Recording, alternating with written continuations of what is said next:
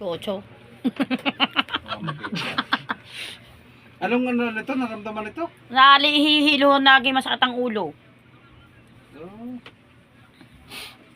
Pwedeng hilahin ang ulo. Nasa Jewel na wala na? Nasakyan na, Marikoy? Ano yung sasakyan niyo pala? Nandun o, sa may tabi ni Inchik. Kotse? Hindi naman. Sportivo. Doon sa taas, wag niyo gilagay. Sarap ng lasa ng katawan ko. Sarap yan lalo pagtulog. Pag nakaligo ka Gusto na pati. yung matulog eh. Sarap niyan, ma'am. Yung aircon, baka medyo malalayo, pahinaan mo lang. Ayoko nga mag-electric fan kahit Hindi huyan yung ko. aircon sa kotse mamaya, kasi malamig eh. Baka yung aircon eh, ikon.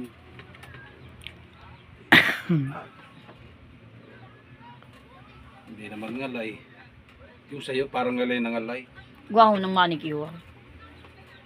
Pag yung nagsunod-sunod. Eh, napagod kasi ako nung linggo. Ang dami nagpalinis ng kuko. Itagilid mo lang ulo mo. Tingnan mo. Ngalay na ngalay din pati ulo. Okay na. Oh. Dapat ganun ate. Yung sa iyo. Oh, dapa ka, dapa. Sarap ng lasa. Yan, yan mo lang. Yan.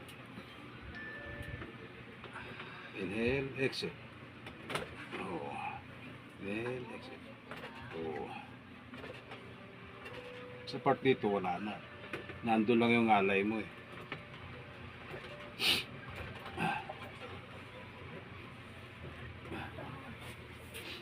Pero diretso na natin at gagabihin na kayo. Dami tighawa tututoy sa likod ko. Pang ilang anak mo na ito? Pang ano ho yan? Pang... Hindi, pang apat. Pang-apat. Sa ano? Sinundan. Pito iyan eh. Pito pang apat yan. Apat niya. Si Jaylen. Si Jan Lowe. Si Isko. Tsaka yan. Di pang apat. Oo nga pala. Apat yan. Hindi ko naalala si Isko. Pinatay mo kagad yung kay Kwan?